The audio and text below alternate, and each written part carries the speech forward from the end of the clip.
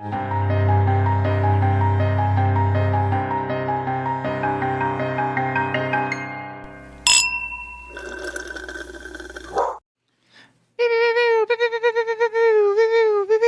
is your birthday, and that means it's my birthday. Happy birthday. Oh. It's your birthday. Happy, happy birthday to you. Go, M. Oh. How about happy... Gilmore? No, birthday. 2. Oh, no. I know. We already have a call and response. We can't add another laggy online call and response. I refuse. That's wild. You just don't want to have fun. That's kind of crazy.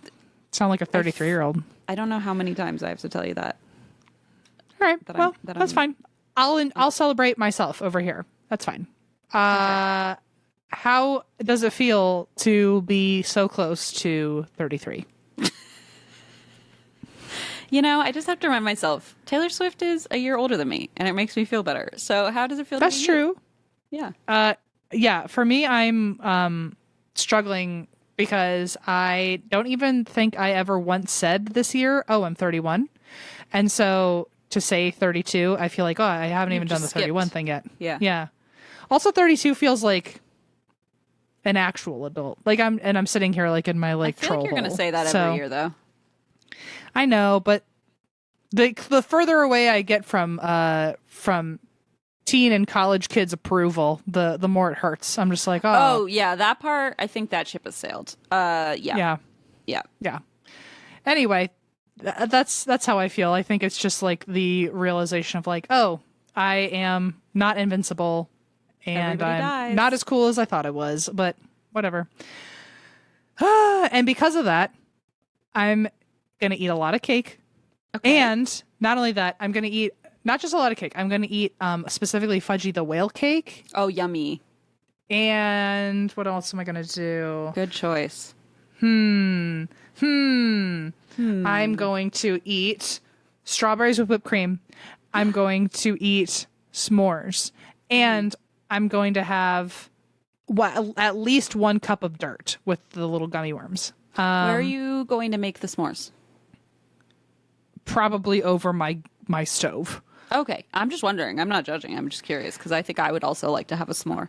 I love a good s'more. A birthday s'more? Forget about it. So, and then I'm going to buy myself presents, and I'm going to make people take me out to dinner, and so far that's all I've got. Oh, and I'm going to sleep a lot. What are you going to do? It doesn't sound like you're old or whatever, old and boring like you suggested earlier. It sounds like you're still an adolescent, so don't worry. You're young at heart. Mean, the dream is that I would have a house party, but I don't think anyone wants to do that anymore. So I do. Maybe we're the only ones. Maybe. What are you going to do? I would love to do a house party. I don't know. We talked about this a little on Patreon, but I feel like I'm just kind of vibing this year. Like, I feel like this is so lame and cliche, whatever. I don't even know. Not cliche, just very like dorky, but I feel like I've done a lot of growth this year already. Like I've been really working on myself, and I sort of think I'm kind of just happy with whatever happens. I'm just like very content right now. So I'm kind of excited to just see what happens. And usually I'm like very, into planning it, but I think this year I'm just going to be like, just like as long as we go eat some good food, I'm going to be happy. That's nice. And I'll probably buy myself lots of presents. Don't get me wrong. And I will expect presents from other people. But as far as the event, I think I just kind of want to eat and like chill. What do you think Leona's going to get you for your birthday? Probably something that's actually for her, which is fine because I feel like that's how it goes. Although Blaze is very good at gift giving, and he's very good at picking out things that are like very specific to you. Like he and Leona found like a crocodile card for me from the Cincinnati Zoo and like wrote a cute note on it. Like they're very intentional. So I save all the little trinkets, and she's at that age where she loves to like make cards and draw pictures for people. Precious. Even though they just look like scribbles, because they are. But it's still, it still touches the heart. But I don't know. I feel like Blaze gets so frustrated because I'm like that person who buys things that I want. Like, Allison has that too. Because it's like I already bought if I see it. something for like $20, I'm going to be like, well, that's mine now. So, yeah. And then Allison's like, what do you want? And I'm like, I don't know. I'm actually the opposite. I feel like if it's a big thing, I'll like buy it. I'll like convince myself to buy it. The littler things are the ones I hold off on, weirdly. maybe that's the thing I should do, because there's no way Allison would buy anything expensive for me, because like between the two of us, I would definitely be the one who makes a big purchase, but Allison will always justify not making a big purchase. So the fact that that's all that I leave her with is pretty cruel. Right. And I would step in and buy you something big, but I'm already doing that for myself and everyone. Yeah, you're busy with you. I understand. Yeah, so that's okay. And Leona, I just love a big purchase. It's not good. It's not healthy. I'm sorry, but it's who I am. Okay. Understood. Yeah, I get it. Let's be unhealthy together. That's our birthday present to each other. It's my birthday. We can do whatever we want. Chaotic. I do miss doing like birthday episodes with you, though. Remember in the beginning when we would like open the presents with everybody? We'd have like a big to do, yeah. And I think, we would do present openings for Patreon. It was a whole thing. I don't know if anyone ever watched those, but we had a lot of fun. I remember having so much fun. I want to do that again. So I would love to do that again. Maybe this year we plan a birthday meetup for whenever we see each other. We'll see each other in June, right? So maybe we do a June meetup. Yeah. I also wanted to take you into that crawl space in my attic, so I feel like let's open it in the crawl space. Okay, now we're talking. Let's do it. Perfect. Excellent. Great. Excellent. Now we have plans. See, this is what happens when you just vibe. The plans come to you. Well, speaking of vibing, welcome to everybody who chose to sit down and listen to this episode. I did forget we were recording for a second. But if this is your first time listening to one of our listeners' episodes, welcome. This is where we read your encounters to the masses. And if you would like to send in your own personal true crime and or paranormal story, you can do that at our website, and that's whyydrink.com. And Eva has collected some of your stories to tell us, or for us to read out loud. But I think there was supposed to be a birthday theme this time around. It didn't work out, so maybe next month will be the birthday theme. I don't know how it's going to... next year. Oh, thanks, Eva. Don't get your hopes up. But apparently these are still a smattering of good ones. They just maybe don't have a theme. She said they're still a present. She said it's not a good present, but it is a present. And to that I say, I'll take it. I think she told me to do the first email or the first story. I can't open it. Oh, really? Yeah, it just keeps saying no preview available. Yuck. Hang on, let me send it. Just send you a little texty poo. It like just does a blank screen, which is so weird. I feel like I've never seen that before. Well, I guess that means I'm destined to do the first story. Yeah, that one worked. Okay. Thank you. I'll go. You sit back and relax, birthday girl. Here we go. Aw, I love that we get to like just trade off the crown. I love sharing a birthday with you. Most people are like, isn't that awful? And I'm like, that's literally, we just encourage the worst. Like two very self-involved people, like you'd think that would be really hard, but it's like, no, we just feed on it. Like we feed each other. Like we just like enable it. If I start feeling guilty, I'm like, maybe I shouldn't make this purchase. Christine's like, do it or we can't be friends anymore. Don't you dare. And I'm like, okay. It's my birthday too, Em. You buy for that my birthday thing. You buy it. Yeah. It's very toxic. I love it. This is from someone named Bria Blue, and that is her real name. Wow. Cute. It says, "Hello, my name is Bria Blue. She, her. Thank you for normalizing pronouns. And I have been listening to you guys for years now. I'm born, raised, and still live in Springfield, Illinois. Abe Lincoln represent." I never even read the subject line. What? Well, you never even read it to yourself yet? No. What is it? That's the biggest part of the page, isn't it? It was hidden away. No, it was scrolled up, so I didn't even notice. And I was like, isn't there something else I say beforehand? It was the subject line, and I see why Eva wanted me to do this one first. Okay. My mom and sister met the Duggars. So this is okay. Eva was underselling it. This is a birthday present for you, for sure. Is it spooky or a true crime? I don't understand. Well, I mean, I think just the Duggars being involved is probably the true crime part. No offense, but I am very excited. Do you see me blushing? Okay. I wish Eva could see this. She's not here today. Man, she knows you so well. Bria Blue says, thank you for sharing your fabulous voices, humor, and personality. You guys have helped me through a lot, and I will always be grateful. It's very sweet of you. Aww. Now I'm here for the Duggar story. Okay. Yeah, I'm like, I like you now, Bria. I just got done listening to the episode where Christine talks about the Duggars, which, by the way, I think was the birthday episode last year. Oh, that was. Yes, because you're so right. I was like, Saoirse, you and I need a plan, and this has to happen. And then, like, poor Saoirse sent the notes to me in, like, the first week of May, like, okay, here's the first draft. I was like, oh, this is fine. Don't worry. I'm not going to make you do a whole research project. This is enough. But yes, I took that very seriously, your birthday gift. I just got done listening to the episode where Christine talks about the Duggars. I grew up watching the show as my mom is a devout Christian and used to idolize Michelle Duggar. Wow. I think it's important to mention how deeply my mom regrets this now. Okay. Aww. And has done a lot of growing and has adopted different views since then on account of my very secular Gen Z sister and I. That's what's up. Love cool. that.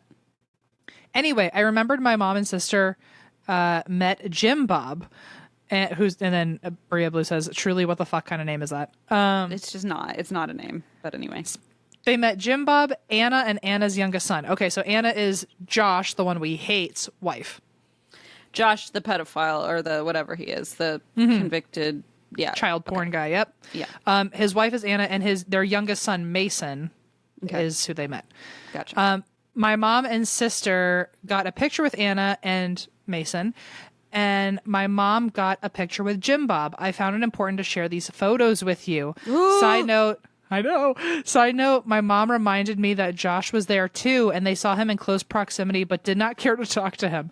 Good. This is particularly unsettling considering my sister was underage at the time of the interaction, and this happened in 2018, and I can't exactly remember what Josh drama was occurring at the time, but I'm sure it was absolutely vile. He wasn't, his actual crimes hadn't been found out yet, but he was still, I think, his unfaithfulness had come out. Something like that. I'm actually watching, fun fact, the Ashley Madison documentary on Netflix right now. I think it's Netflix. Okay. And that leak happened in 2015. So that is okay. So that must have been it then. Outed for the infidelity. Why do I know that? I'm now on the periphery Together, of your interests. It's really fun. We're like a fucking powerhouse. Together, we're Law and Order. Yeah, it's amazing. And then the pictures, they don't. You just have to zoom in on them. Should I open it? On their own. If you want to, it's just them standing next to each other. But I'm intrigued. Oh God. Jim Bob, and then at the bottom is, in between them is Anna and the son. Which that alone is so weird to me that why was, I guess Josh was there too. I was going to say, why is Josh's wife and his dad hanging out when that would be I guess because but in that faith, it's women aren't allowed to even leave the property without a man. It sounds like he was taking chaperoning. Yeah, right. Even though they already have a son. Anyway, that was... Oh, no, I mean that Josh was chaperoning his wife and dad hanging out. Yeah. Anyway, thank you, Bria Blue. That's very nice. That's a great way to start this birthday episode. Em. What a great way to start. Happy birthday to you. Birthday boy, sit back, relax. Let me read you a story. This one's called Glitch in the Matrix, a time travel meet cute. Wow. Yes, please. Yes, this please. is also from someone named M, they, them. Man, someone's coming for your crown, man. They can't have it. What? They cannot have it. It's my birthday crown. Oh, it's mine. It's my birthday. Hi, guys. It's me again. Oh, girl, are you okay? Girl said, by the way, gender neutrally, but of course, still. Always. Just like bitch, Sometimes you just gotta say it. It's ho, what's going on? Hi guys, it's me again. I wrote in last year about the crazy ghost in the bathroom of a Kohl's in my local abandoned mall. I do recall that story because I also read it on Beach Too Sandy. I'm back again because I just listened to the recent listener story where M got super excited about the Glitch in the Matrix story about a girl who honked at herself in her old white Toyota on a bridge in Australia. M said they didn't think they had other Glitch in the Matrix stories, and I had sent this in a couple years ago, so M was wrong. But I decided to resend it. Like a crazy person. Not crazy. We literally never would have found it. Sorry, it was probably buried years ago. That's okay. It's okay. I grew up in the middle of the woods, wandering the creekside, catching toads and crayfish, climbing trees, talking to deer and ducks, and only heading home for the dinner bell. Yes, we literally had a dinner bell. My grandma had a triangle that she would ring when dinner was ready. I know this is all making it sound like I grew up in the 1950s, but I assure you it was the 90s. I knew every inch of that forest, still do, and one day I was wandering out there by the cliffs late at night. I was 7 or 8 at the time. It was a school night, so I left my flashlight at home so I wouldn't get caught sneaking out when I was supposed to be... Okay, I've never thought I would say this. I think I would rather my child sneak out and go to a friend's house than sneak out and wander into the woods alone without a flashlight. Yeah, truly. Like if you're I gonna never leave thought at I would all, say just go to a be party. safe. Yeah, but like at least don't go into the woods without a flashlight. Oh, yuck. And no one knows where you are. You snuck out. Oh my gosh. Usually I'm like, oh, sneaking out is a cute, fun story. Not into the woods in the dark. What are you doing? Yeah, and Christine's a mom now. You can't even Anxiety. Because in mine, I can think of it in a way of like I have no attachment to like someone wandering out in the woods. But if I had a baby, I'd be like that would be quadruple. Especially if you like check the camera or like, and I mean obviously back then there wasn't one, but like peek in and the child's not in their bed and they're 8, so they're not like out smoking weed yet, presumably. Like they're just gone. Forget it. But Leona, future Leona, if you are missing by 16, just know that your mom thinks you're just out smoking weed and that's it. Honestly, and I'm like, just go to a house party, okay? M's throwing one. I heard. Live a little. Yeah, live a little. No. Listen, I was the most straight edge kid ever, and so I would see myself like I used to sneak out into the cemetery at night, but like the woods, man. Okay. Yeah, all so right, scary. Let's see. Yeah, I mean, listen, I was wandering out there by the cliffs late at night. I was 7 or 8 at the time. It was a school night, so I left my flashlight at home so I wouldn't get caught sneaking out when I was supposed to be in bed. It was the first day of the full moon, so the sky was bright and clear, and it was a nice and chilly October night. I was sitting on a fallen tree skipping rocks when I saw movement out of the corner of my eye.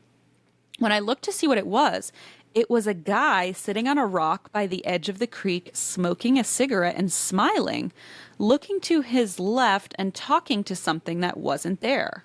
Bitch, no. There's also gender neutrally. Was I right or was I right about escaping, running away into the woods? Don't maybe do that. one thing if it was a guy with a cigarette, like pondering, like deeply, like also or something, skipping rocks, but smiling. And this is not an era of TikTok. It's not like he's like looking at his phone and smiling, and talking to someone who is not there. Who's not like, there? What else do you need?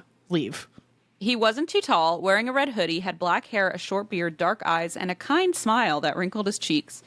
I knew he wasn't there a second before, and I didn't trust strangers, especially ones that were trespassing in the dark, so I got up and ran. Okay, Good. So you were right. My shuffling on the rocks made him look up, and he made eye contact with me, looking confused, and then he was gone like he vanished into thin air. What the fuck? Years like a went ghost? By. Yes. Maybe a ghost? Okay. Well, I don't know if you remember the subject. Anyway. Years went by, and I forgot all about this weird encounter, especially since those woods were full of weird encounters. I moved out, got a car, started working, and my life moved out of the forest and into an apartment across town. I had just gotten out of a 10-year abusive relationship, which did not end well. It actually took me a while to admit just how abusive it was with some friend. I thought I was in love and not good enough for him, but really it was just a bad situation all around. I was living with some friends in a small apartment, and I was fighting so hard to feel valid. I was in a really bad place and looked for validation in all the wrong places, one of them being Tinder. I know, don't judge me. I don't judge you for that. No. I've been on Tinder, and I've also been married 5 years, so you know what? I mean, to be clear, it was before I was married, but still, we've all been there. I know, don't judge me. I went through literal hell on that app. After going through a bunch of assholes, including, oh my God. Okay. I said, we've been there too soon, including one who drugged me and locked me in his basement, a story for another day. I decided to try one more time because apparently I hadn't learned my lesson. I matched with a guy in July who was cute. He had kind eyes. His first picture was him in a suit, sitting in front of a piano with an upright bass leaning on his knee, and his other picture was him in the woods sitting on a dirt bike that was entirely too big for him, covered in mud with a huge smile on his face. That smile made me feel safe, and we started talking. We formed a bond over our interests in forests, birds, dogs, music, and a mutual love of 90s Japanese station wagons. I smell ADHD. Let's talk about forests, music, dogs, 90s Japanese station wagons. I mean, it's like the least niche and the most niche things you could possibly I know a say. hyper interest when I see one. That's crazy. Yeah. And then he ghosted me. As quickly as he showed up in my life, he disappeared for 3 months. He didn't answer any of my texts, and I moved on to another half-assed conversation on the internet. When he showed back up out of nowhere, it was October, and he just sent me a, hey, sorry I fell off the face of the earth. You want to hang out tonight? I decided I would half-ass this too. Obviously, he wasn't super interested or he wouldn't have disappeared on me, so I told him, sure. I had errands to run in the town where he lived, so I would pick him up when I was done and we could go get dinner. I put no effort into my outfit, Halloween leggings, and a t-shirt from a local pizzeria with the top cut off, and I met him in the parking lot of a Target where we got into my car and went out for dinner. We got cheesesteaks and talked about life, and he explained he had ghosted me because he had been in and out of the hospital because of a chronic illness he had been living with all his life. He didn't tell me at the time what it was, but Christine would understand his plight. He never meant to keep me hanging, but he was in good health for now and wanted to take the opportunity to meet and hang out. After dinner, I took him into the woods behind my grandmother's house. We didn't bring any flashlights. We didn't need them. It was the first night of the full moon and the sky was bright and clear. We talked all night sitting on the edge of the creek, skipping rocks, learning about each other, though it felt like we had known each other for years and this was just a refresher. It was almost 1 a.m. when something caught his eye, and he looked away from me mid-sentence towards a fallen tree on the other side of the creek. He looked confused and said, "Did you see that?" I was also confused, thinking he had just seen the trees rustling from the wind, and I said, "No, I didn't see anything." He said, "There was a little girl over there on the rocks. She ran that way, but I don't see her anymore." Shut the fuck up. So he wasn't talking to no one. He was talking to future her. Uh-huh. And she couldn't even see her future self. Shut the fuck up. Oh my God. Wow. Oh my Lord. Okay. Whoa. I looked at the fallen tree and an image flashed into my mind of being that little girl seeing a man sitting on the rocks across the creek and running back toward my house and his vanishing into the night. I took a second to really look at him now. Not too tall, red hoodie, black hair, short black beard, dark eyes, and that kind wrinkled smile with a cigarette dangling from his hand. I told him I didn't see anything and it was probably just a neighbor kid wandering the woods where she isn't supposed to be, and told him not to worry about it. It all started to make sense, why his smile made me feel safe and why I was drawn to those dark eyes when I saw him on Tinder. I knew I had seen him before. We have now been together for 6 years and we're planning our life together. We got married this past December in 2023. It was a beautiful woodland wedding surrounded by people we love. And maybe someday I'll tell him that we met once before, that day in October, a long time ago in the 90s. He just didn't know it yet. You haven't told him? That would be the first motherfucking thing out of my mouth. Within second. By the way, the first thing I would have done is marry him on sight. And the second thing I would have done is told him. What do you mean you haven't told him? You've been with him for 6 years and he doesn't know that you saw him when you were 9? That he time travels? You haven't even told him he time travels sometimes? Like in that moment when he was 9, did he like run into you, or like did he like what was his body do? Did he feel something? Because in my mind, if this were like a Nicholas Sparks movie, right. 9-year-old her sees him. Yeah. 9-year-old her sees him. In that moment where he was like smiling and talking to someone, that might have been the moment that he like fell in love. You got to witness it. And you got to watch him fall in love. You. Like, why haven't you mentioned this? Because for all you know, he hasn't your said. Wedding vow. For all you know, he's been wondering this whole time if he should tell you, like, I actually fell in love with you on our first date when we were sitting by that rock, but I didn't know how to tell you. I mean... Because you could have seen it happen. Come on. Wow, this other M, not you, M. M and I could never. This M and I could never.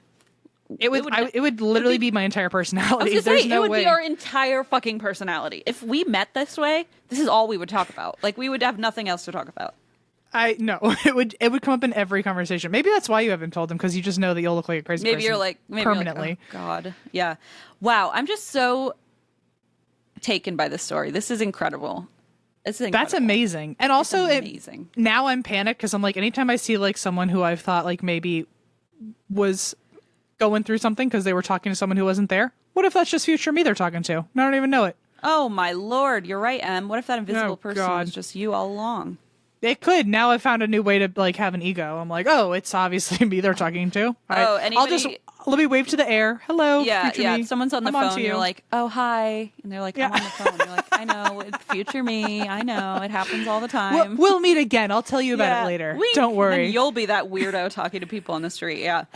M says, thanks for everything you do. I sincerely love you guys and your banter. I've been listening since episode 3. Holy shit. Whew. And you guys have really helped me through a lot of tough times, like living in my car and trying and succeeding. Thank you very much. Love that. To survive the worst year of my life. Never stop being you, M. Whoa. Ooh. That's one of the wildest fucking stories ever. That's so cool. That's so cool. I'm so jealous. That's just incredible. It's incredible. I'm jealous. Okay, next Dude, one. M, you gotta like, other M, sorry. You gotta like write this into a book or like tell your partner at the least. I want to know their reaction. Tell Nicholas Sparks.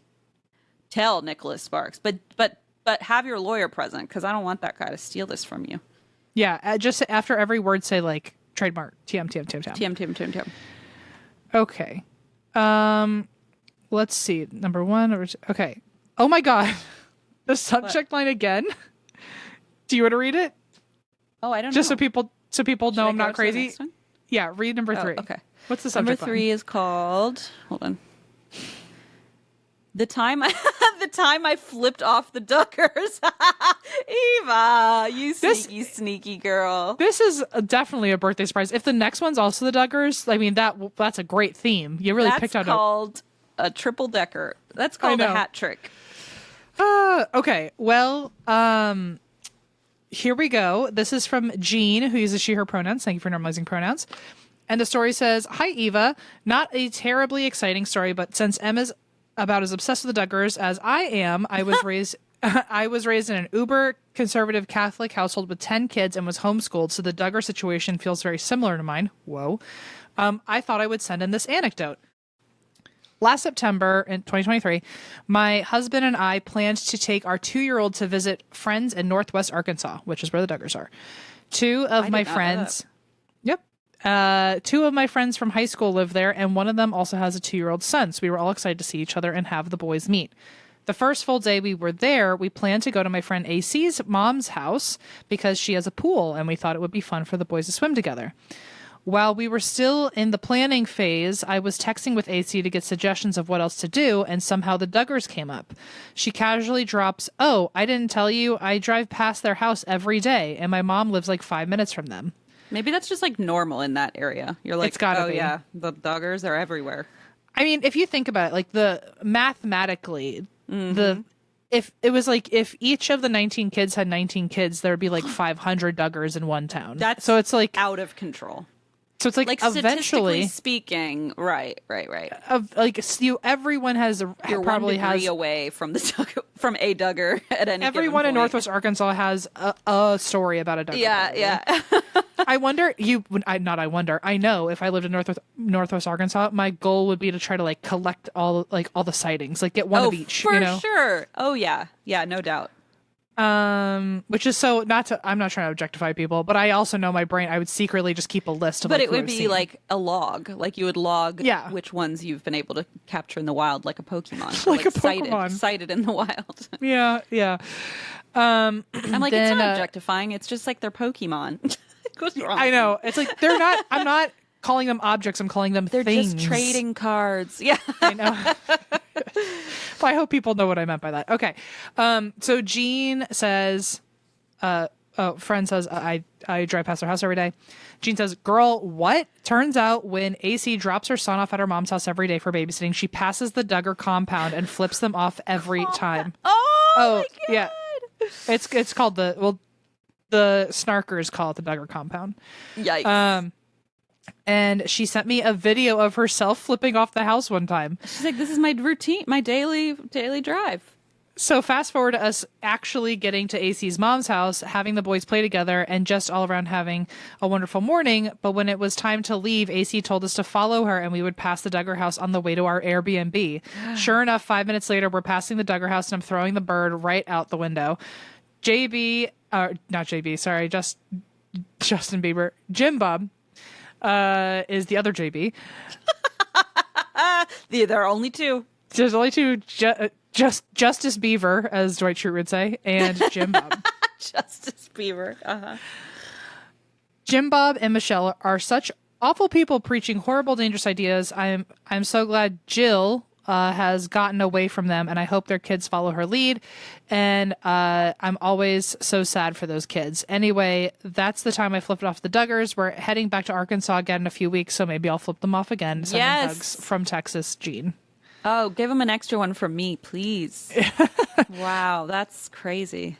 Thank you, Jean, for fulfilling all my birthday desires. For being you. Yeah, I mean, M's really getting like quite a Duggar themed celebration. Duggar Deluxe. A Duggar Deluxe combo number 5. This one, okay, Eva. It's like she reads my mind. Is it Cowboys? What is it? No, but it's the astral plane. I mean, okay, well, here we go. Yeah, Eva's like, oh, Christine, I know this is very Duggar heavy. Here's one specifically for you. This is from Rocky, she, her. What a great name. It's called My Body Almost Got Snatched in the Astral Plane. Okay, well, now this is my worst nightmare.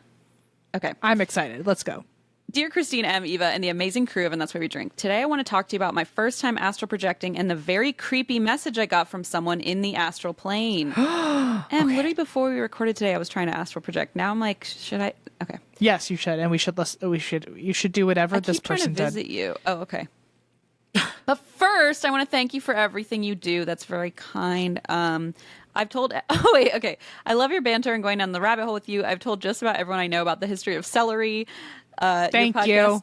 Thank you. Doing the Lord's work. Your podcast has helped me through my commute to work, folding laundry, the bane of any ADHDer's existence, and all the mundane chores. I do have actually a laundry show and laundry podcast that are like my special treat for when I like fold laundry, because I'm like, otherwise I just will never do it. That's so nice. So I get it. Anyway. So it's an honor to be that for someone else, like that I'm the laundry podcast for someone. Makes me really happy. Okay, now let's crack into it. A few months ago, I astral projected for the first time out of nowhere. Oh my God. Lucky. I have never tried to astral project before. I've never kept a dream diary or even had a lucid dream. Okay, so you're just one of God's favorites. I'm okay, trying don't brag. Too hard is what I'm getting from this. Wow. I came home from school this is a few months ago, just keep in mind. I came home from school in the late afternoon, went to bed early, absolutely bone tired from my day. I don't remember falling asleep, just getting in bed and suddenly waking up again. I jolted up in bed as if I had just woken up from a bad dream, and I got out of bed quickly in a little bit of panic. When I turned around, I saw myself in bed, sound asleep. Bye. What? She just like pulled herself out of her body. To be so special. I just don't know that. I just don't know that experience. So interesting, because that is what they say. It's so hard to understand as someone who's never astral projected, but the strategy is that you're supposed to literally sit up without sitting up. Like you're supposed to, your astral self is supposed to sit up, but you're not. I only astral projected once when I was a kid, but I was like, I wasn't obviously trying to do it. What happened again? You like flew around your house or something? I flew around my kitchen. Yeah. And then I just flew right back up to bed, and I just sat right back into my body. Popped back on in. Yeah, so I feel like it happens by accident sometimes. And then, so the method is the same way, which is really interesting, that you really are supposed to like almost rip yourself out of your body. Like, rip is a bad word, but like you're supposed to kind of like quickly like just pull out. So it sounds like you did that by accident, Rocky. Mm-hmm. Well, very much so by accident. So it says, I got out of bed a little quickly in a bit of a panic. When I turned around, I saw myself in bed, sound asleep. I didn't know what was going on, and I started freaking out. I tried to wake myself up, but when I tried to touch my body... Oh, this is so crazy. When I tried to touch my body, my hands went right through my torso. This is freaking me the F out, because, like, this is hearing from someone who had not been even practicing or planning this. It's not like, oh, I'd been envisioning what I would do if I ever astral projected. This is like someone who doesn't even realize what they're doing. So it's so amazing to hear your experience. This is so cute. I'm sorry. Not knowing what to do, I went to look for my mom. I live with my mama and we have a really close relationship, and I thought if anyone could help me. Can you imagine Leona's soul shows up? She goes, I can't get back into my body, Mom. Like and you'd be like, don't look at me. I clearly don't know how to do it. So. I'd be like, I'm trying to get out of my body. I can't even do it, you lucky duck. I thought if anyone could help me, it would be my mom. I was honestly so panicked and freaked out. It hadn't even occurred to me yet that I could be dreaming or astral projecting. I walked out to the living room to find my mom eating popcorn and watching television in her pajamas. I remember she was wearing a blue nightie I had never seen her in before and watching one of her stories. I tried to talk to her, but she didn't acknowledge me at all. Oh, so this is interesting too, Em. Oh, that made my stomach flip. So I guess sometimes you're not visible to people. Hello, someone with the glitch in the Matrix was invisible. It's weird how, like, yeah, I guess you never know. Okay, I stood in front of the TV and waved my hands, but she looked right through me. At this point, my panic had started to subside, and I came to the conclusion I must be in a dream. I remember making the decision to explore the house and walking to the kitchen. The kitchen in our house has a door that slides open and closed, and when I approached the door, it was shut. When I slid the door open, on the other side, I was shocked. Oh, see, this is what happens. If you're ever in a lucid dream, if you envision a door and open it, it's like your key to your mind to create a whole new setting. Okay. So like even if you're opening just like a closet door, it in your dream or whatever, it probably won't be a closet. It'll be like a whole new world, factory, a field, like something completely different. Yes, I was shocked to find there was a very large green field with people picnicking. When I opened the door, all of the people, this is from fucking Inception, turned around and looked at me all at the same time and just continued to stare. I'm telling you, like, when I tell you in my butt right now, I'm so freaked out. Even my soul needs a Xanax. If I ever went astral projecting and everyone did that, like, the fact that my performance anxiety would exist on all planes is insane. Yeah, like your soul has fucking performance anxiety. That's not fair. That I would just try to slowly close that door as quick as I could. Can you pee your astral pants? Because I think I would just pee my pants. Like, I don't know what I would do. What happens when your soul passes out? Does it die? Because I think I'd die. If everyone turned around like a fucking Blumhouse Productions movie, I'd literally die of embarrassment and horror all at the same time. And horror. The dread would be out of control. It's the dread. And also the fears of like, well, now that I've opened a spiritual door, does that mean they can follow me back in if I try to leave? Like, right, like, are they mad at me? What do they see? Why are they all looking? Am I not supposed to be here? Did I see something I'm not supposed to see? Am I getting punished? Like, are they going to come back and hurt me later? Oh my god. Do they know how to find me through my pantry or whatever this wardrobe to Narnia is? And also, like, to not even know what's going on, like, you don't even realize you're dreaming. You're just like, and by the way, I've done a lot of astral projection research recently, mostly just reading people's anecdotal stories, but still. And the way it's often described is it feels like real life. Like, it's not like a dream where the memory kind of gets hazy afterward. Like, even in a lucid dream, like, if I don't write it down right away, I'll forget it. But, like, apparently astral projection feels like you're literally, because you're fully conscious, so you're just like, apparently it's supposed to be as vivid and real as waking life. Oof. So this isn't like you could brush it off as a dream afterward, I imagine. At this point, I freaked out again, ran back to my bedroom, and laid down over my own body, waiting and hoping to fall asleep in the dream and return to reality. It's giving like Peter Pan trying to like press his shadow into him. Literally, like force it. Yes, 100% is what I thought of too. Eventually, after some time, I woke up in real life and was happy to find there was only one of me. I mean, it does sound like a Freaky Friday, like Disney Channel original movie that you would like clone yourself, you know? I ran out to the living room to tell my mom about my dream and stopped dead in my tracks. Not only was she watching the same episode of her show on the television, she was also wearing the same blue nightie from my dream that I had never seen before and munching on popcorn. I asked where she had gotten her pajamas from, and she said she had just bought them from Walmart. And that's when I realized what had happened hadn't been a dream at all. There was absolutely no way I could dream what my mom was watching, wearing, and eating. Thinking about it still gives me chills. The next night and every night for the next few days, I was really afraid of astral projecting again, but night after night, I went to sleep without incident.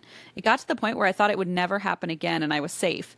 I even began to dismiss my own experience as a coincidence and just a very vivid dream, though I couldn't explain how I had known what she was watching, eating, and wearing. Then one night, a few months later, it happened again. Oh, shit. I woke up and was sitting inside my own sleeping body. Like literally something straight out of a movie. So like you're basically just sitting up out of your body is what's happening here, Rocky. Like you're somehow subconsciously just like sitting up and leaving your body behind.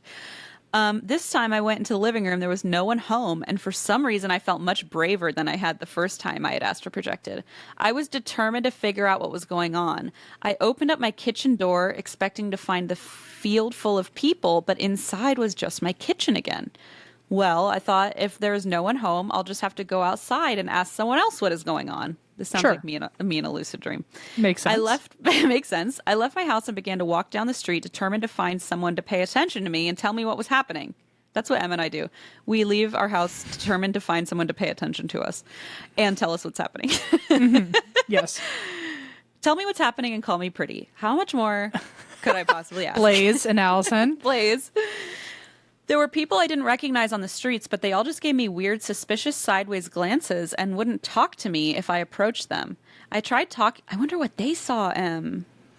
Honestly, I don't know. I have no idea. I'd be like, what do I look like right now? Am I pretty? Am I pretty? What's happening? I tried talking to a few people, but every time I said anything, they would walk right past me. A ways from my house, there's a bus stop, and I noticed there was a red bus pulled up to it with people getting on. I don't know what gave me the gall or the bravery, but I remember thinking I could get answers if I could get on the bus. Oh my God, what the fuck? Oh, and then she wrote, try walking away from me if you're stuck on a bus next to me. Love that. But before I could board the bus, I felt someone grab my arm and pull me out of the bus door. Honestly, thank God someone was looking out for you. I'm so afraid. Yeah, me Jeez. too. I turned around to see a man I'd never met before looking super worried at me. He looked at me like he knew me and said very gravely, "What are you doing here?" Oh. I'm so scared right now. Oh my God. It's like really scaring me. What are you doing here? I asked him if I knew him, but he ignored my question and kept talking. You shouldn't be here. You need to go back to your body or they will take it. Motherfucker. What the hell? I am so scared right now.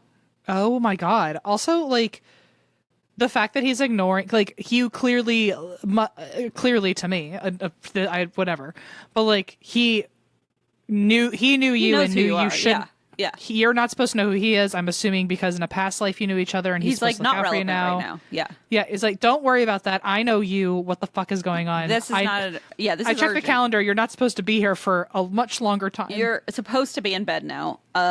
Or else they will take your body. Oh my God. I was shocked and super freaked out and asked him again, but he shoved me in the direction of my house and said, you need to go back to your body now. After that, he got on the bus, and suddenly I lost all my determination, thank God. I decided to run back to my house and to my bedroom. My body was still there, sound asleep, and I laid down in myself just like I had the time before. This time when I woke up, however, I had sleep paralysis. I was awake in my body, but I couldn't get myself to move. Around my room, I could see shadowy figures floating above my bed, staring down at me. I wanted to scream and run or do anything to make it stop, but I couldn't move. I stayed like that for what felt like hours in full-blown panic mode until finally I felt like I was released from what felt like a living nightmare. I know sleep paralysis is just your mind hallucinating and muscle paralysis, but I am still convinced today that the shadowy figures I saw floating around in my room, staring down at me, were the things the man in the astral plane was trying to warn me about. Ever since then, when I've astral projected, I have never left my room, afraid that something is going to try and snatch my body. I still don't know if I completely believe in astral projection. Are you kidding me, Rocky? Are you kidding me? Here I am, desperately trying night after night to just get a glimpse of this. And Rocky's like, privilege, not real. Canceled. No. Cancel Rocky. No, just kidding. Blah, blah, blah. I'm not sure if I completely believe in astral projection or if what happened to me was more a dream than reality, but I can tell you one thing. I am never going to leave my room again when I'm in the astral plane. Stay safe out there, folks, in the real world and the astral one, and beware of the body snatchers. Cheers, Rocky. This was my favorite story we've ever done on this show, I think. I'm like... That's crazy. That was good. That was good. I just love that. That was a good one. Yeah. It had character, adventure, whimsy, fear, all of it. It had a big red bus. Big red bus? What more could I ask for? Well done. Tell me what's happening and tell me I'm pretty. I'm wondering if round 3 for me is also going to be... Oh, can I add one thing? Yeah. I just want to say to Rocky, too, like, I know that it sounds really scary that person said to you, oh, they're going to take your body.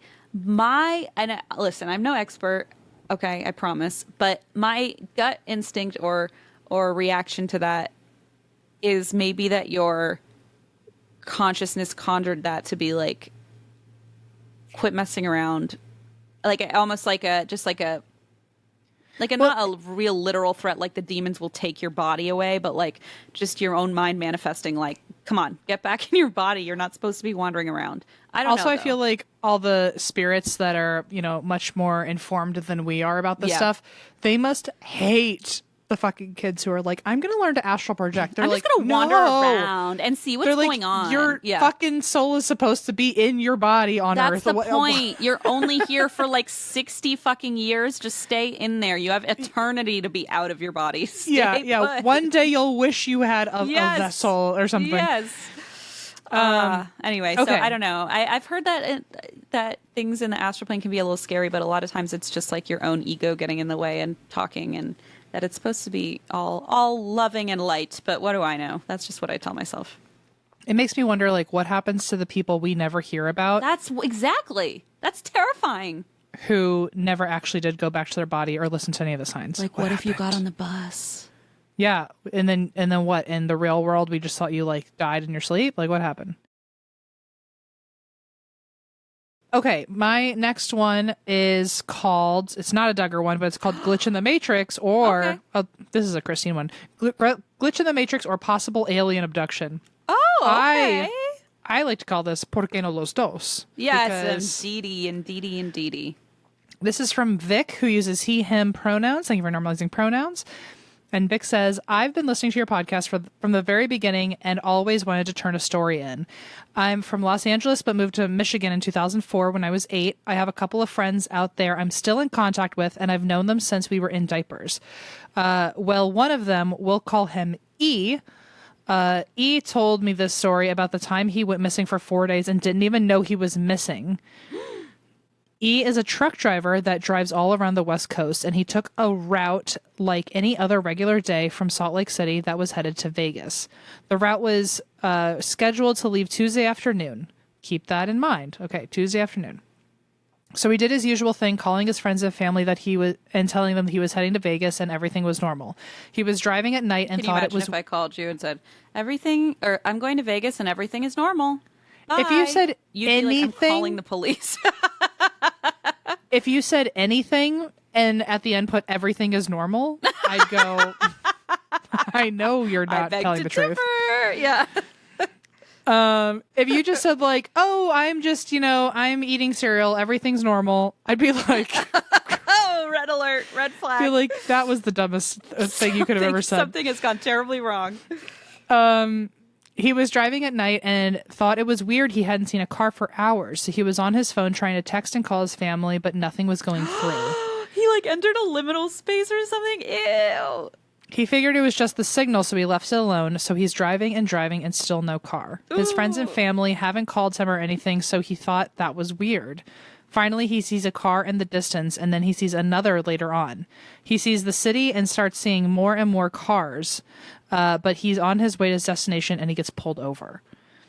But the strange thing about this is that the cop only asked for his ID and asked if he had been on any drugs or alcohol. And my friend said no, he'd been driving all night from Salt Lake. The cop told him to follow him to the station, and he asked if he was being detained. The cop said no, but they had questions they wanted to ask him.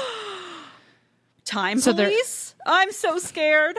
if there was such a thing as time police, I think we would there be is. them, partner in time. Well, we've already discussed that we are partners Crime in time travel. and crime travel, but I don't think that we're actually sanctioned, if that makes sense. But if there was a time police, they would call it time crime. Right. Well, too bad we already took that, so they can't Exactly. have it. No, they wouldn't call it that. Mariska They're and not fun Stabler, enough. they No. get sex crimes. We get time crimes. Yeah, but also, like, the police wouldn't come up with time crimes. They're not going to rhyme. That's too fun and jovial for them. They'd be They just might to try to placate people that usually wouldn't bat an eye towards them. I don't know. Because if I heard that the police came out with a new department called the time crime, I would have to say, man, I gotta finally for once hand it to him. I don't know. I gotta give it to him. Time crime's pretty they're gonna cool. Have some really generic name that no one would ever guess because it's so boring that you would never suspect. You know? Maybe, and then people would protest and say, "Time to rename yourself." You would probably. You might do that actually. It'd be a one-man protest. Okay. Yeah.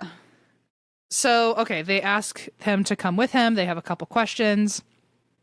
And so they're at the station and they're taking his vitals and basically doing a whole evaluation. They ask him again if he was doing drugs or drinking. And at this point, he's very frustrated and asked if he's being arrested because if not, he wants to leave. Yeah, he's not working. So the head honcho comes in and says, "Do you know what day it is today?" What? And he says, "Wednesday." And the cop says, "Are you sure?" And my friend pulls out his phone and says, "See, Wednesday." And the cop pulled out his phone and said, "No, it's Saturday." He was like, "How is it Saturday when I just drove all night to get here? My phone says it's Wednesday. No, this is a trick. You guys are playing with me." And the cop said, "No, your family reported you missing on Wednesday." Oh shit! So that's why they're wondering, like, why if he's on drugs, like if he's been on a bender or something. They haven't heard from you since Tuesday. So he's been missing for 4 days and thought he just drove overnight to Vegas. Oh so they my say, god! So they say he's free to go and he leaves confused as fuck. He turns off his phone and turns it back on and the date changed to Saturday. All of the sudden, he gets a flood of calls, texts, voicemails, everything. His family had been trying to reach him for days. And this was, his phone wasn't getting any signal, but people were trying to reach him the whole time. Yes. Oh, God. He calls probably because he fucking said everything's normal. And they went, call him back. They were like, something terrible is about to happen. All of a sudden, he gets a flood of phone calls, blah, blah, blah. His family has been trying to reach him for days. He calls his dad, and everyone is freaking the fuck out. He tried explaining how he had only been driving at night, but I swear something at night that is unexplainable happened. A glitch or abduction, something. He had driven that route many times before and had seen UFOs at night and sent me videos of them. But I don't know. The whole thing is just creepy as fuck. He's told me many more stories of his truck driving adventures, but that's a story for another day. Let's just say it's spooky on the West Coast. Have a good day. Wow. Wowza. To suddenly just be missing days. That's incredible. And it's not like, oh, maybe I had like, what's it, like highway hypnosis or something where you just kind of get, like maybe I just ignored the like hours fell asleep, of the sun rising or something. Maybe I pulled over. I thought I took a shorter nap than shorter nap than I did. And I woke up and it was still dark. But like, this is like 4 fucking days. Like you haven't eaten. You haven't gone to the bathroom. That's the thing. And guess what else? You haven't gotten gas. And you haven't taken your foot off the fucking pedal. Yeah. So like what happened? Is going on? I don't know. Aliens. The fact that he didn't see any cars for a while. Yeah. I don't like that. You know what? It feels like an implanted memory. Like when they implant a memory and then they forget a certain detail. So like the aliens will implant like a memory of driving, but then they'll forget to add all the other cars. So he's like, this is weird. This doesn't. It's like it's like the uncanny valley thing of it's like this is what you saw. Yeah. Yeah, it's like this is close enough. It's like the stories that they tell, or sometimes Astonishing Legends tells, where people who've been abducted will wake up and like their shoes will be on the wrong feet, as if somebody was like, this is where this thing you want goes. some ketchup for your apple? Yeah, right. Like this goes here, and it's like why, like, or like one guy, his socks. I think it was Terry Lovelace. Like his socks were inside out, and he's like, I would never have like put my socks on inside. Just like weird shit where you're like, what have they been doing? And then they dressed me wrong. Oh my God. This is so scary, Vic. What the F? This is we got great birthday episode, Em. Okay. I know. Well done, Eva. We've got one Eva, more, and can you do this every month? Because this is great. They're always great, but I like when they're just pandering just to when these emails are just for us. I crept on the subject line of the last one. It's you did? You're gonna like it. I haven't seen it yet. Okay. The Vanishing Onion and a Glitch in the Matrix. Okay, I'm dun, so dun. ready. This is from Matilda, she, her. And it says, "Hi, I'm Christine, Eva, and anyone else who may read this email. I absolutely love the podcast. It took me a while to start listening because I don't drink and thought you'd have a lot of content about drinking." Yeah, little Fair did enough. we know. Little do we know, M's just the milkshake connoisseur that draws everyone in, draws all the non-drinkers in. Let's see. I thought you'd have a lot of content about drinking. Imagine my surprise when I finally caved in the dark days of 2020. I love that we had to break you to get you to listen to our show. Yeah, we set up the pandemic actually. Yeah. We set the perfect context for you to fall in love with us. Isn't that romantic? Finally caved in the dark days of 2020, only to discover that M was drinking milkshakes. I have loved the podcast ever since. See, M. And I even subscribed to the Patreon. Oh, that's nice. So I listened to the After Chats, Dark Hours, whatever Christine has named them this week. Man, I feel like Matilda knows more about me than I know about myself. I could continue to sing your praises, but let's get on with my story. When I was a kid, my dad had a job where he worked 7 a.m. to 3 p.m., while my mom worked a more traditional 9 to 5 plus traffic. Therefore, every weekday, my dad cooked dinner. I loved being in the kitchen with my dad. He would always explain what he was doing, and we'd taste along the way. It was one of my true happy places. One night when we were cooking dinner, my dad grabbed an onion out of the fridge. As he went to put it on the counter, he dropped it. I saw this out of the corner of my eye as I was setting the table, and I heard the thud as the onion hit the ground. Except when he went to pick up the onion, he couldn't find it. We started looking everywhere, just glancing around at first, then down on our hands and knees, looking under things, between the fridge and the wall, even looking in the hallway in case it rolled out of the kitchen. Eventually, he just grabbed another onion from the fridge and said, "I guess we'll find it when it starts to smell." But we never did. That onion vanished from our kitchen floor into another dimension. More than once, my dad told me that he was glad I had witnessed it too, or else he would have thought he was losing his mind. That alone is strange enough. However, there's more to the story. 12 years later, I moved states for grad school. My parents and I drove in 2 separate cars over the course of 2 days to my new apartment I had rented, sight unseen. Side note, it thankfully ended up being a great apartment, with my only complaint being a neighbor who loudly sang Circle of Life from The Lion King every single morning in the shower for the 2 years that I lived there. I would get them evicted. I feel like I would... The morning that it's quiet, I would wake up and be like, I hated it until this moment. Like, now someone's dead. There's a story here. Sing, please. Yeah. I don't want to get involved. Before we began unloading, we explored the apartment. It was left empty and super clean, except when my dad opened the coat closet and called me over. There, in the middle of the empty closet, was an onion. Ugh. Are you kidding with me right now? Oh, wait, did you watch it maybe Fall in Love by the Rocks? Like, I'm kind of... Was it smoking a cigarette and looking with eyes that just spoke of warmth? With a smile that makes you feel safe and a red sweatshirt? Now we're just like shitting all over. And then the onion kind of turned around because he saw a little girl walk by. And then you got married, but you still haven't told him about it. When will you tell the onion the story? The story of you. Oh, the story of us is so beautiful. Come on. Okay, let's see. Can you believe, though, your dad's moving into your apartment years later, which, by the way, sounds like such a it sounds like such a pivotal moment. Like, you're a kid, you're cooking together in the kitchen. These are like your daddy-daughter days, you know, you get these memories. Yeah. And then, like, something weird happens. You're like, oh, that's odd. And then, like, decade later, he's moving you out into your own home and your own kitchen. And there's the fucking onion. Oh my God. What a beautiful story. Let's see. It was an onion, the same type we had lost all those years before. My dad and I exchanged a look and could not believe what we were seeing. Just like we didn't know where the onion went, we did not know where this onion came from. But I like to believe it was some crazy glitch in the Matrix and that onion came back to us. And because I know you are the type to like closure, no, thank you. I was wondering this. We did not eat or cook with that onion. We kept it on the counter for a couple days and then eventually threw it out. Are you serious? I would have put that thing in a safe. What? Really? You wouldn't glue it to a golf ball case and show it around the country and name it Lemon? Give it a kiss, and I would say, you're the symbolism of my family love. Yeah, I would adopt it into my own home. What's that fucking Linda Belcher song? If you're not real. How come I feel this way?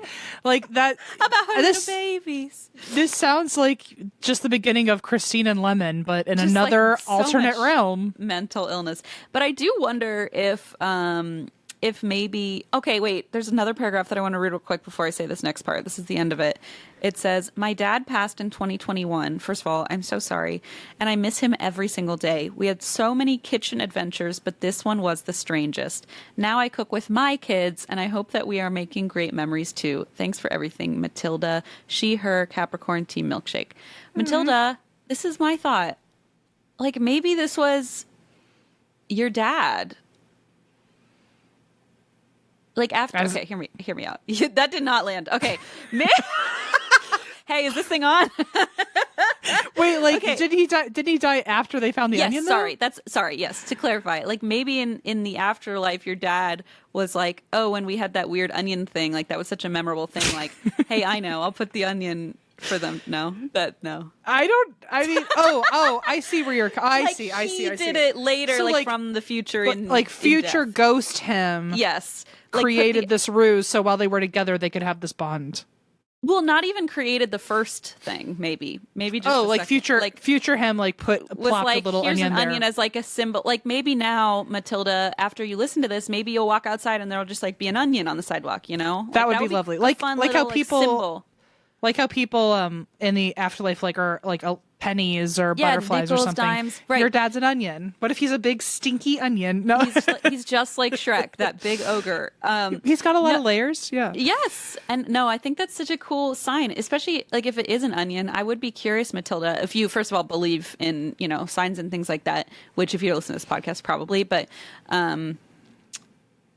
Yeah, if you could let me know, I'm curious if you ever see onion, maybe you see onions, or maybe that's your little inside joke with your dad. Yeah, my question is, if you're a tattoo girly, I have a hunch you have an onion somewhere on you, and if not, this is us requesting that. Please, so. I wish I had something so beautiful and symbolic I could tattoo on myself. That's a beautiful story, Matilda. I mean, and Christine's gonna one day have a tattoo of a lemon, so you two will bond in that way. I can't. Well, thank you, everyone. This was such beautiful. A good set of stories, and thank you, Eva, for finding them. Thank you for curating them and picking them out for us. This was we haven't even actually celebrated our real birthday yet, but I already know this kick-started it. I feel like I'm in the zone. I'm ready to party. I'm ready to celebrate. Remember I said I wasn't in the zone. Now I'm like, hell yeah, this is a great time. I've been in the zone, and now we're both there, and now our energy is matched. Thank you for waiting for me. I'm so happy to be here. We are going to go celebrate our birthdays now. And you know what? I give all of you permission to celebrate right along with us wherever you are. So if you want to send us a present and cake, you go for it. If you want to not eat a present and buy some cake. Wait, if you want to, hang on. In honor of other people having a birthday that wishes to be celebrated everywhere, if you would like to buy yourself a present and you needed a reason, today's the day. And if you'd like to eat some cake and you needed a reason, today's the day. So, happy birthday to all of us, but especially you, Christine. Oh, especially you, Em. And that's why we drink.